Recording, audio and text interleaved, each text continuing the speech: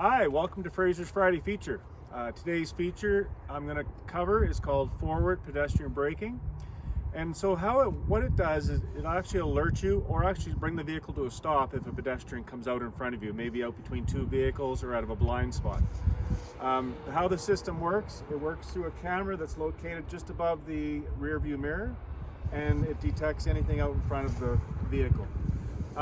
The system works between 5 kilometers an hour and 80 kilometers an hour. So in that range, it'll be active.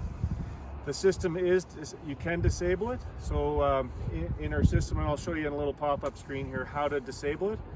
And it's a great feature. It's a great safety feature in around the city where it's busy and there's lots of people.